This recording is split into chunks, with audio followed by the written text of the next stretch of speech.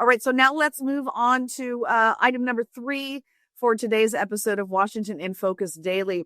This is House Bill 2521. Already cleared the House, on the Senate calendar, so that means it can get pulled for a vote at any time. And gun rights supporters are not going to like this one. Again, this is another one I don't think has gotten a lot of attention this session, but 2521 removes the cap on fees the State Patrol can charge for firearm background checks. It also expands how those fees can be used. And critics say it could really make legal firearm ownership unaffordable for a lot of Washington residents. And they believe there's some real constitutional issues here. So I spoke today with Kirk Evans. He is the president of U.S. Law Shield. It isn't like the bill, one doggone bit.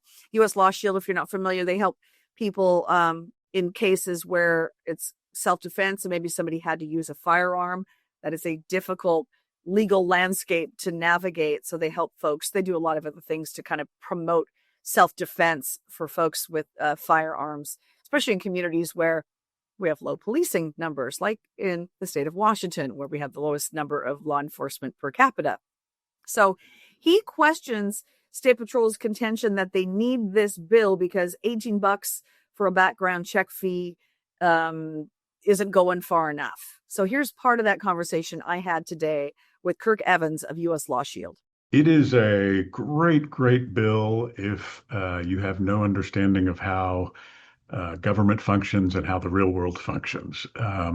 It sounds, great that we're going to have a tiny, tiny increase to help pay for the costs of reviewing these permits, and doing that will help expedite the ability of people to get firearms, right? It all sounds great. Unfortunately, that's not the way, as we know, governments don't work like that. Expenses don't just go up, tiny, tiny amounts. One of the folks testifying at the Appropriations Committee meeting gave the example that in his district, the shellfish farming fees just this year went up 500%. So that's how things work. And then the other, a whole bunch of the other folks testified on sort of real world concerns about the bill, which is, let's take a domestic abuse victim, not well to do, trying to get away from her abuser, just finally makes this step to leave and wants to get a firearm to protect herself and has all these other expenses, got to find a new place to live, maybe babysitting, things like that. And then boom, you get hit with the giant expense just to try to, protect yourself. So that's, in the real world, in real government, this is certain to become expensive and more difficult. During testimony on the bill, Washington State Patrol had their legislative liaison testifying. She said, that background check division relies on $18 alone to handle it. They claim it's not enough. And without more funding, the backlog of checks to process this will grow. It'll take longer to get your background check approved and then longer, to obtain your firearm or your concealed carry license. So they contend this is actually good for gun owners. Here's part of what that Washington State Patrol liaison shared with testimony in Olympia. Our Firearms Background Division is funded entirely by statutory $18 fee for each background check. That fee was based on projections that no longer reflect current workload and no longer cover the actual cost of operating the program. House Bill 2521 would remove that cap and allow the State Patrol to set the fee at a level that reflects actual operating cost. Fee adjustments would be based on documented expenditures, workload analysis, and limited strictly to cost recovery. Without that flexibility, we will not be able to sustain current operations. We process over 22,000 background checks each month. More than 10,000 require manual reviews. Currently, those checks are completed within 6 to 12 days. Without sufficient funding, it would take longer to complete background checks. Backlogs will grow. Processing time for manual review checks could expect 12 months by the end of fiscal year 27. Extended delays would affect dealers, courts, law enforcement, members of the public who rely on the background checks process. For these reasons, the State Patrol respectfully urges your support for passage of House Bill 2521.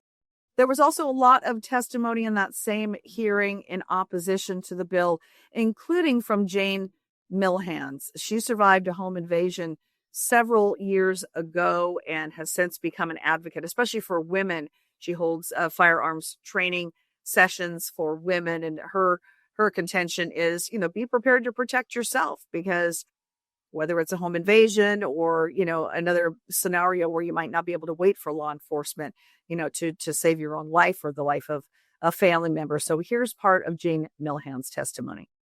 I'm the survivor of a home invasion by two men, and because of that, I became a certified firearm instructor and volunteer all my time to train women how to safely protect themselves. Because my classes are reasonable, my fee is, my clients are normally, or students are normally fixed income widows, between 60 to 90, single moms, and other low income people. This bill, although it's unconstitutional, will create a burden on this lower income group that I teach. And next year, with all of the money going to the Washington State Patrol for required permits and other things, it's going to make a constitutional, under Article 1, Section 24 of the Constitution, unattainable by this whole sector of society. So I urge you to vote no on this bill. So again, that is House Bill 2521. If you want to follow that legislation and see where it's at, again, it's passed one chamber, could be pulled to the other chamber in the Senate at any time. Plenty of opposition to this legislation, although several Republicans did support it, realizing that State Patrol maybe needs some more help. Important to note here, remember, last year was passage of the permit to purchase bill in Washington State. It has not yet taken effect. It is set to take effect in, I think it's May of 2027. So we're still over a year from implementation of that bill. That was one of the most contentious pieces of, chipping away at gun rights in the state of Washington, if you will, that we've had in many years. That one is going to require State Patrol to run a second group of background checks. So it's like you're going to have to apply to get a background check, and then you're going to at your county office or local law enforcement, and then if they approve it, then it's going to go to State Patrol, and they're going to have to do another one. There's also going to be a requirement for some firearms safety training, and State Patrol has already said, we don't got what we need to implement this whatsoever. There are legal challenges out there hanging in the mix as well. So State Patrol could potentially be overwhelmed already by the background checks and need some more funding so they can put more folks in that program. But when the permit to purchase law is implemented next summer, it's going to be a whole different ball game. So we're following that closely. And Kirk Evans with U.S. Law Shield is also watching that legislation very closely. So I appreciate you watching another episode of Washington in Focus Daily. We're back in Olympia on Thursday, which will mark second to the last Thursday, because it's Thursday, March the 12th. It's set to be the last day of the legislative session, assuming they can come to some kind of budget agreement and get us out on time. Appreciate you watching. I'm Carlene Johnson. Check out our Center Square page, thecentersquare.com/Washington for my stories and stories from my other Washington colleagues. Appreciate you watching.